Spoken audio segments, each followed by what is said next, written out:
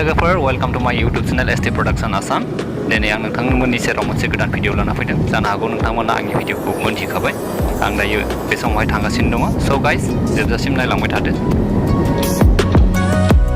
Finally आं जायगायाव सफैबाय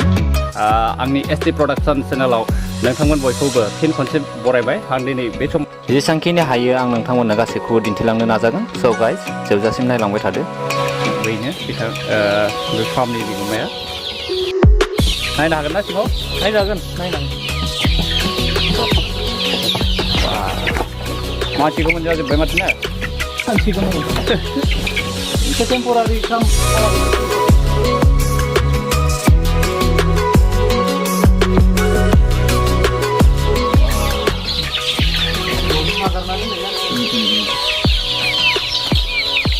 गोबां दंथारो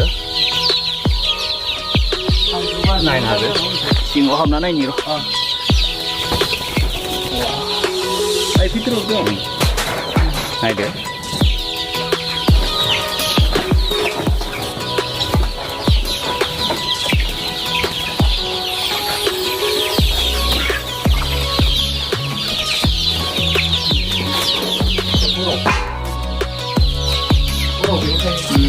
खैथासो दं बेयाव 350 350 दङ बर्तमानाव गासिबो लकेल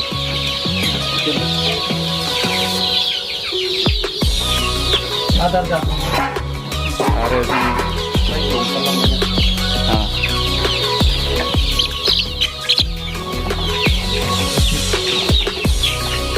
जिरायलांबाय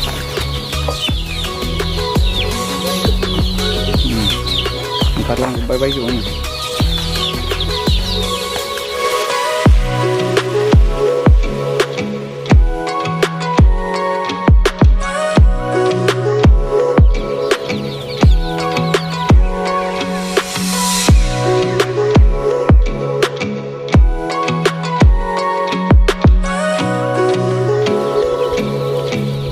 नोंथाङा खम समनि गेजेरावनो गोबां प्रडाक्ट दिहुनबाय बे प्रडाक्टखौ नोंथाङा माबोरै दिहुनखो आं गावनो दिहुनदों गावनि निजा इनक्युबेटर मेसिननि थ्रुयै आरो नोंथांनि बे इनक्युबेटर मेसिनखौ नायनो हागोन नामा नोंथांमोना नायनो हागोन दासिम भिडिअनि गेजेरजों नोंथांमोना जेसेबांखिनि दाउ नुबाय जेसेबांखिनि दाउ फिसा नुबाय बेखिनि फिसाखौ बिथाङा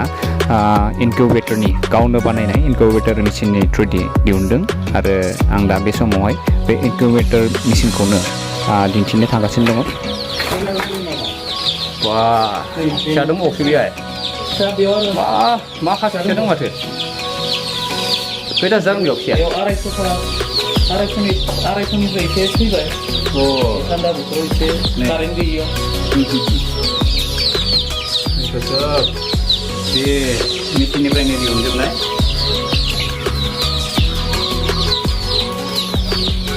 आरो बे जाबाय हेपसिं मेसिन बेयावनो हेपसिं खालामनाय नायनो हागोन दा बर्थमान दाउदै सोथ'वाखै बे सानसो एसे अखा बोथोर आरो कारेन्ट आप डाउन थायो बेखौ मा मेसिन होनो बेखौ इनक्युबेटर मेसिनखौनो होनो हममेड आं गावनो निजे बानायनाय बेयो नै धुङा गबाय थादों फक मेकार होनो बेखौ बे दाउदैयाव फेनजों बारजों थांफानानै दाउदैयाव नाङो गुदुं गुसु दाउदैयाव नांनानै फिसाया मोजां जायो आरो आथिं आखाइफोरा लेंग्रा लेंग्रि जाया बेनि थाखाय बेखौ होनाय जायो आरो बेयो जाबाय हिउमिनिटि क्लक जेरै दाउदैनि जितु हिउमिनिटि बेखौ बेवहाय दिन्थिनाय जायो ओमफ्राय आरो बेयो जाबाय टेम्पारेचार कन्ट्रलार बियो टेम्पारेचारखौ दिन्थियो गाहायाव 36.6 जायोब्ला बियो कारेन्टआ जोङो आरो बिनिफ्राय 37.7 जागोन अब्ला बे लाइटआ गोमोरगोन आरो बिनि इयुनाव लाइट गोमोरखांनायनि उनाव 36 जेब्ला 6 जागोन अब्ला आरोबाव फिन बाल्बा जोंफिनगोन अट'मेटिक बेखिनियानो दा बर्थमान दाउदै सोथ'वाखै साननैसो उनाव सोलाय जागोन दा नोंथाङाथ' माखासे बिदि फिसा दिहुनदों गिदिरबो खालामदों दा बेखौ नोंथाङा फिसाखौ गिदिर खालामनानै फानो ना फिसाखौ फानो बर्थमान जिमानखिनि दाउदैखौ सोबाय सोनानै जितु फिसा ओंखारबाय बेखिनिखौ आङो गावनो निजा फिसिनो बा गेदेर खालामनानै फाननो थाखाय लाखिनाय जादों आरो सोरबाफोर नांगौ जायोब्ला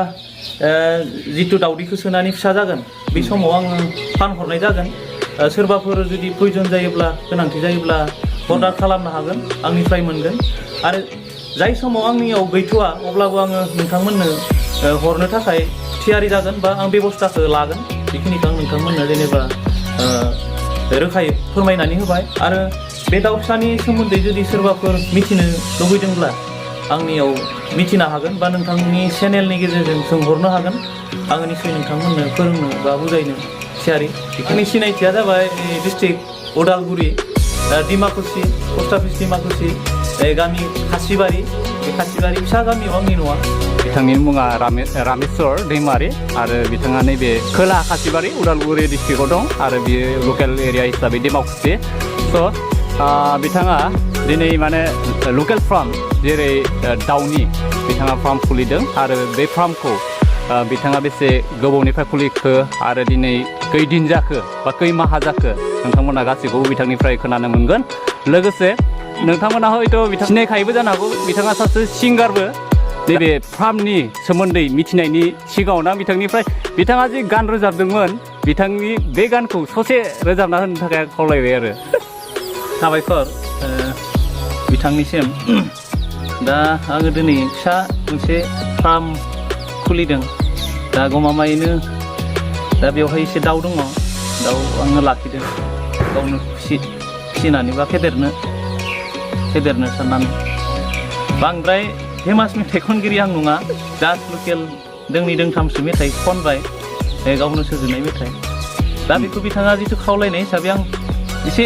ससे रोजाबनानै होनो सानदों जितु आं हारिनिबो मेथाइ दोंनै खनखांबाय मोनसे रमान्टिक दा आङो गोनो गोथो जादों बबेखौ रोजाबनो दा आङो हारिनि मेथाइखौनो ससे खननानै होसिगोन आरो दे दिनैसिमबो मानो गुलाय गुजाय दाङा बाजि सोंखारिलायनाय जोंनि गेजेराव दिनैसिमबो मानो गुलाय गुजाय दाङा बाजि सोंखारिलायनाय जोंनि गेजेराव जाबाय इसेबांखौनो बिथांनिसिम साबायखर बावहरबाय बिथाङा आंनि खावलायनाय लेखा नोंथांमोननि सेराव माने गावनि आंगो सुजुनाय माने मेथाइखौ नोंथांमोननि सेराव खोनासंहोबाय आरो बिथांनि मेथाइखौ हयथ' नोंथांमोना मालाबाफोर इउटुबाव खोनाबायबो जानो हागौ आदसा जियानो जा जों दायो मेन टपिकआव फैफिनोसै जिहेथु जोङो दिनै नैबेयावहाय माने बै लकेल दाउ फिसिनायनि सोमोन्दैसो जोङो स्पेसियेलि माने बेयाव जों प्रग्राम खालामदों नालाय दायो बे समावहाय आं गिबियावनो आं बिथां सारखौ रामेस्वर रामसियारि बिथां सारखौ माने आंनि एसटि प्रडाक्सन इउटुब चेनेलाव माने बरायग्रोबाय आदसा नोंथाङा दा जेसेबांखिनि दाउ नोंथांनि फार्माव दङ गासैबो नोंथाङा मेसिननि मददजों दिहुनबाय दायो नैबे फार्मा नोंथांनि थाखाय मोनसे जार्नि स' नोंथांनि जार्निया बोरै जाबोनाय बेखौ नोंथाङा एसे फोरमायनो हागौमोन नामा खुलुमबाय नोंथां एसटि प्रडाक्सन आसामनिफ्राय सिम दा आङो गिबियाव आंहा जितु गंसे इनकुबेटर मेसिन दङ हिसाबै हममेड गावनो बानायनानै लानाय दा बेवहाय आङो मोनसे जायगानिफ्राय दाउदै बायना लाबोनानै हेटसिं खालामनानै फिसा दिहुनबाय फिसा दिहुननायनि उनाव आङो फार्स्ट प्रडाक्टखौ आङो फेदेरनानै फानखांबाय दा फानखांनायनि इयुनाव दायो सेकेन्ड फेज दङ दायो सेकेन्ड फेजआ जाबाय दिनै टटेल कमप्लिट 40 डेज जाबाय 40 दिन जाबाय दा 40 दिननि उनाव आरोबाव जेनेरेसन मोनसे दंबावो बिसोरनि बयगा जाबाय दिनै 13 दिन जाबाय 13 डेज दा बेबो दङ बेखौबो हयथ' नोंथांमोना नुनो मोनगोन मालानिफ्राय स्टार्ट खालामदोंमोन सारा दा प्रथम आङो स्टार्ट खालामनाय होनना बुङोब्ला 2021 हाबजेननायनिफ्राय आङो स्टार्ट खालामदोंमोन बिनि आगोल आङो खनसे ब्रयलार फिसिखांबाय 2020आवनो आङो ब्रयलार फिसिखांबाय दा ब्रयलार फिसिनायनि गेजेरजों आङो जितु प्रथम फिसिबाय बेयाव एसे मुलाम्फा जानो हादोंमोन नाथाय सेकेन्ड फेज जितु फिसिबाय बेवहाय आंहा माखासे लस जादों खहा जादों दा खहाया ओरैबायदि जितु जोंहा कर'ना भाइरासनि समाव लकडाउन जानाय समाव माखासे ब्रयलारनि बेसेना गाहाय बेसेनाव थाफैबाय बेवहाय आं माखासे लस जादों बेवहाय आंहा 600 ब्रयलार फिसा फिसिनाय दङमोन बेवहाय माखासे 50,000सो लस जादों बेखिनिखौ आङो दोनथ'नानै ब्रयलार फिसिनायखौ दोनथ'नानै आङो फिन लकेल फिसियोब्ला बोरै जागोन बेखौ गावनो सानखांनानै दायो आं लकेलखौ फिसिनाय जादों आरो नैबे स्टार्टिंनिफ्राय लानानै दाउ फिसाखौ माने मोननायसिम फिथाइ मोननायसिम बेसेबां गोबावसो नेनो गोनां जायो दा जितु जोङो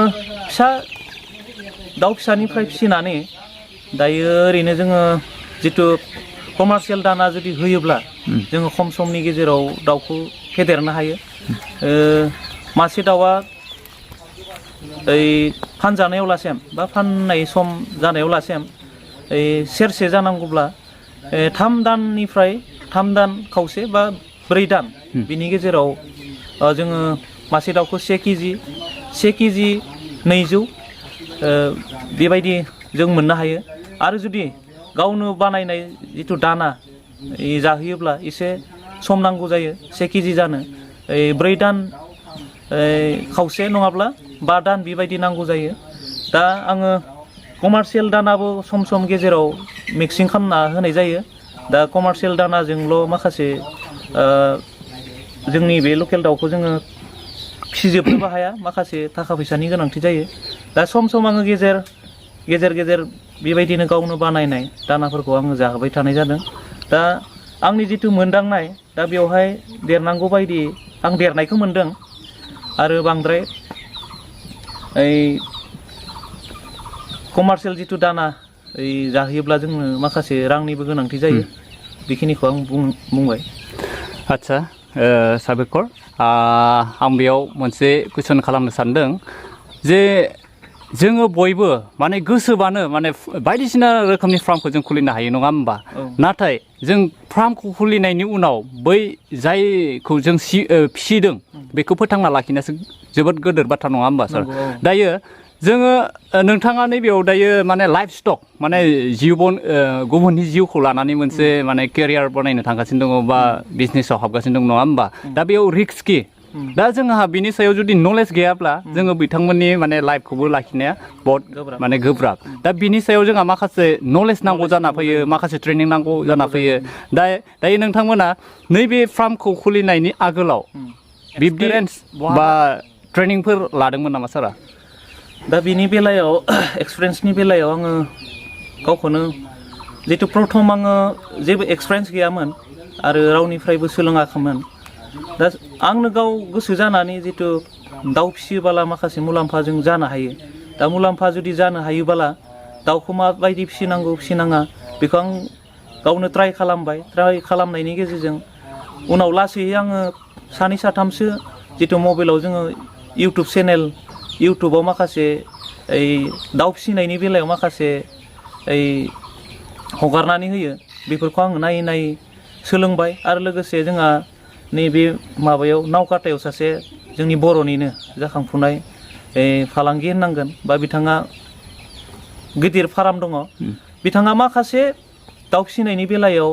इउटुबनि गेजेरजों माखासे हगारनानै होनाय बेफोरखौ आङो नायदों बिथाङा जाबाय बुहुम बर' नावकाटानिफ्राय आं बिथांनि माखासे नलेज होनाय बिथांनि माखासे साजेसन जितु इउटुबनि गेजेरजों होनाय बेफोरखौ नायनानै आं माखासे माबाखौ सोलोंनानै लादों दिनैनि समाव बबे समाव खैदिन जायोब्ला भेक्सिन होनांगौ प्रथम भेक्सिन खैदिननि उनाव सेकेन्ड भेक्सिन होनांगौ खैदिननि उनाव थार्ड भेक्सिन खैदिननि उनाव फर्थ भेक्सिन बेखौ होनांगौ बेफोरखौ आङो माखासे बिथांनिफ्राय मोननो हादों आरो बिथांनि बादैबो माखासे एसामिसफोरनिफ्राय इउटुब चेनेल खुलिनाय दङ बिथांमोनाबो माखासे लकेल दाउ सनालि दाउ बेबायदिनो गुबुन गुबुन जातनि दाउ फिसिनायनि बेलायाव बबे मुलिखौ फिसिनायनि बेराम आजारनिफ्राय जोङो गोजानाव लाखिनो हायो बेफोरबायदि मुलिनि मुंफोरखौ बेवहाय रोखायै बुजायनाय दोङो फोरोंनाय दोङो बिथांमोना मोजाङै फोरोंनानै जों इउटुबनि गेजेरजों हगारनानै होदों बिनिफ्रायनो आं माखासे नलेजखौ मोननो हादों आरो दिनैसिम आं गावनो प्रेक्टिकेलि बिथांमोननि नलेजखौ लानानै आङो दायो बेखिनि फार्मखौ खालामनाय जादों।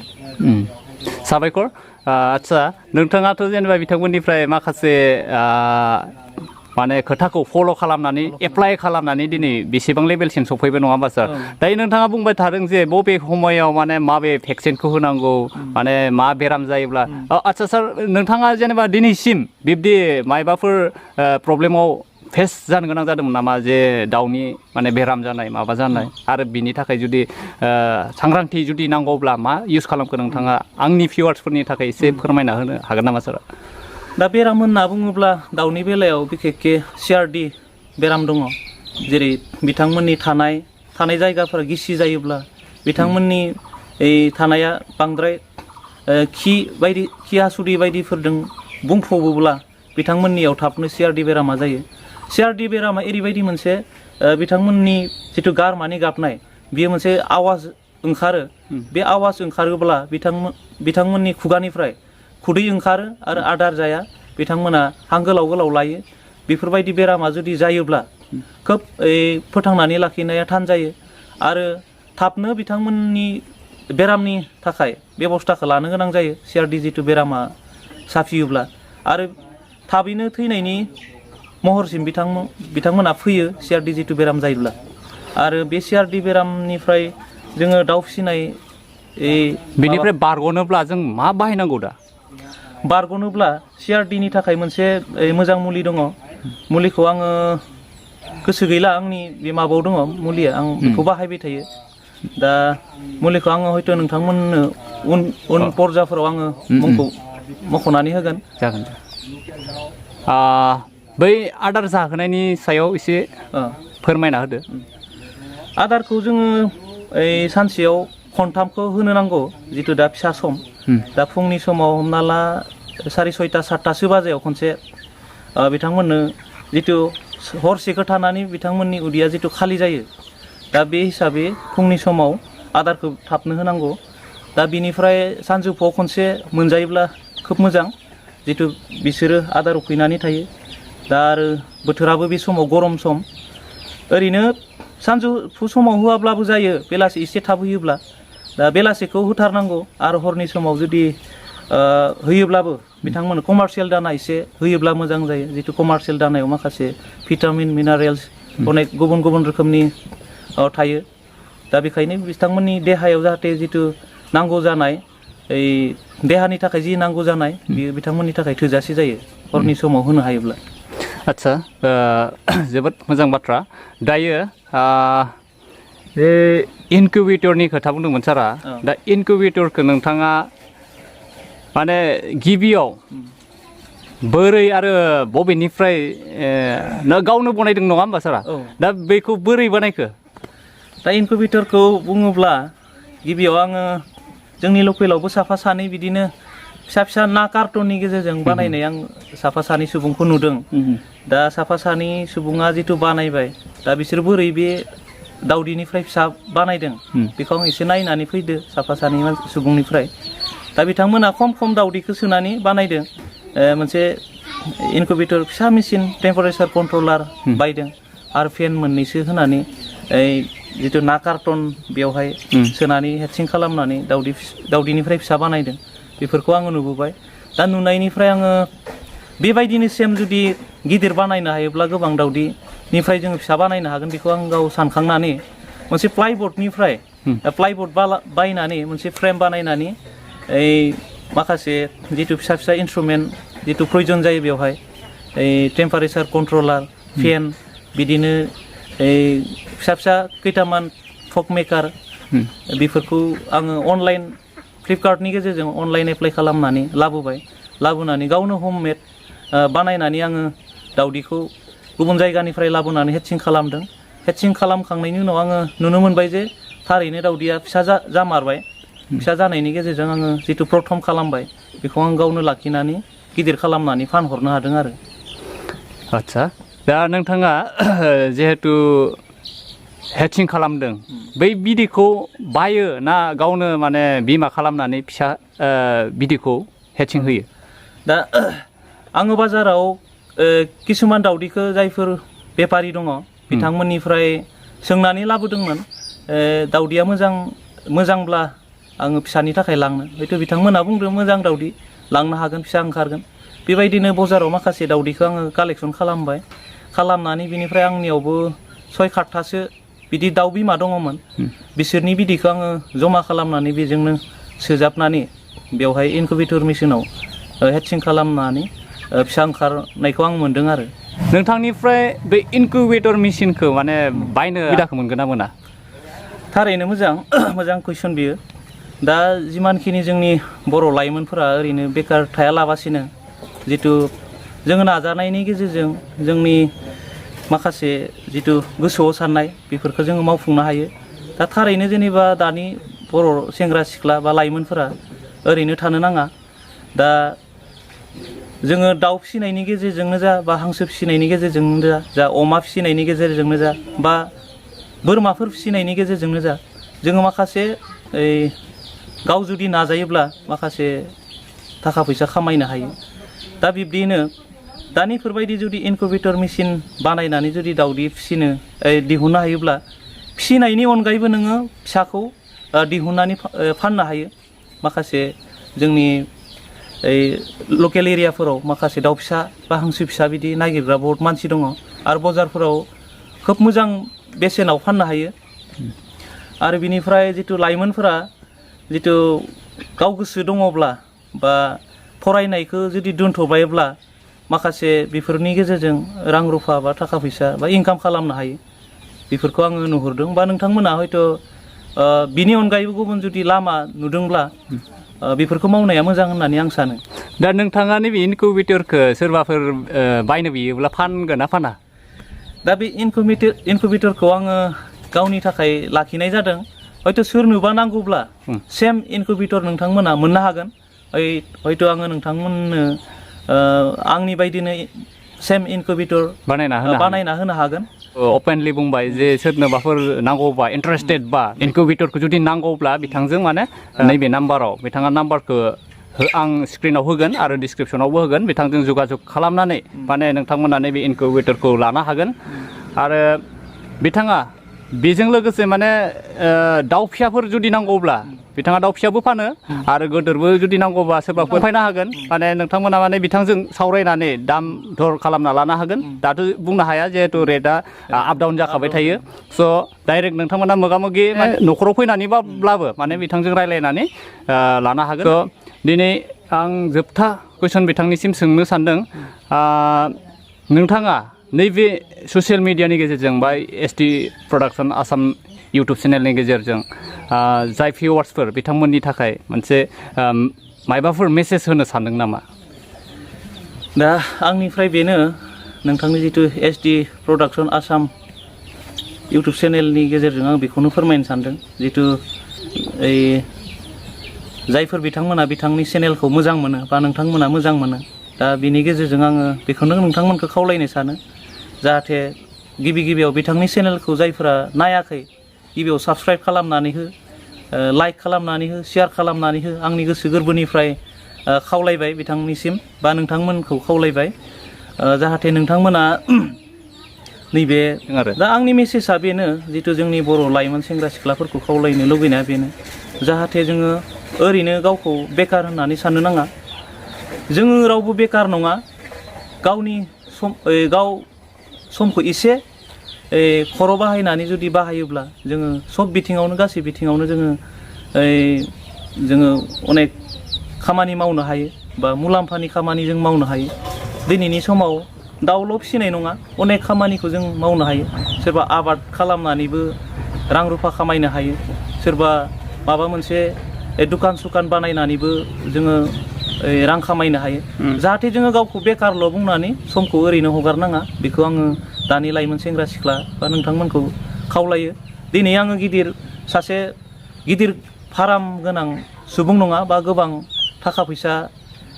गोनां सासे सुबुं नङा जास्ट आङो ट्राइ खालामदों दा आंनि ट्राइ खालामनायनि गेजेरजों आङो मोनसे समाव साक्सेस जानो हायोब्ला हयथ' नोंथांमोनाबो हागोन थारैनो